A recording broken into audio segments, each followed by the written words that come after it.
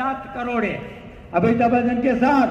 પહેલા દિવાળી કે દેવ દિવાળી એટલે આપણે સર બોલ્યા કે પહેલા દિવાળી પછી 15 દી દેવ દિવાળી આવે ને